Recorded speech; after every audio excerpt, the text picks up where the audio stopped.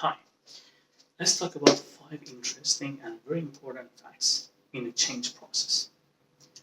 The first one is sustainability in change.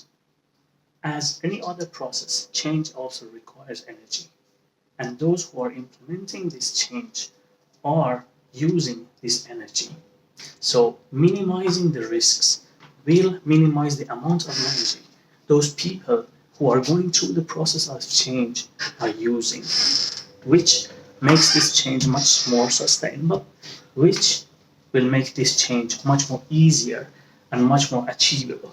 So keep it in mind, sustainability, use of energy, and think of the people who are going through this process of change, who is going through this transition. Because without those people, that change is not possible.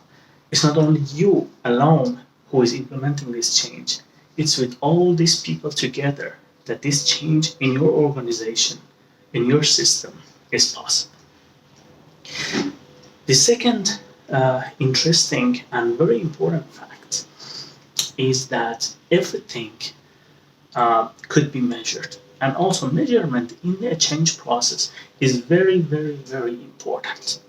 So, to measure a change process, we should first find those factors which are the important factors of the change we are doing, we are implementing, and find some units to measure them.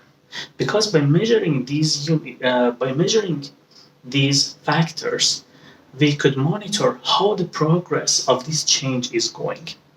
And we could show this to the people who are implementing this change and also bringing on every achieved step and also reward. Another interesting fact, and also which connecting to this reward, is first importance of reward.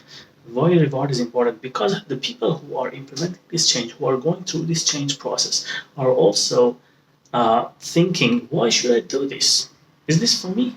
What's in it for me? Why should I do this? Well, this is very important to think about why of the people who are implementing the change and why they are doing it. And are they getting anything because they are going through this process?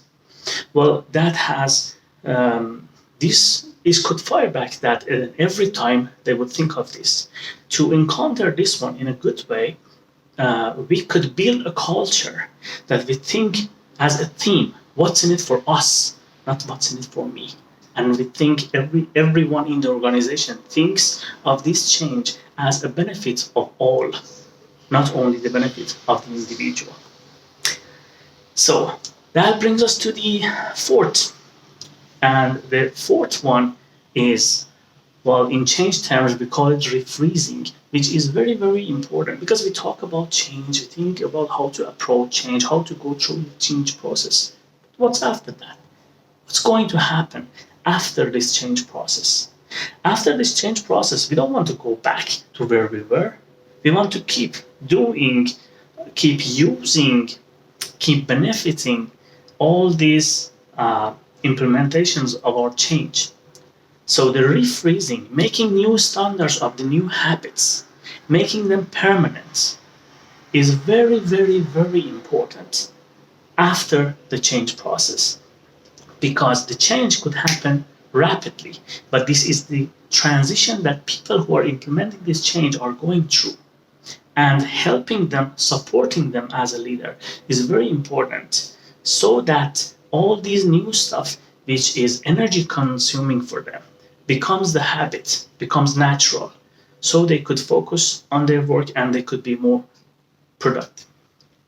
Another very important and for me myself very interesting is another approach, not to only make a change as a constant and that's it and then no you're after that, but making a habit of continuous change, which is very interesting because if you get used to change all the time, improve all the time, then in the long run, you don't consume that much energy whenever a new change or a new habit is coming because you have learned to accept new habits and new changes. Thank you. See you again.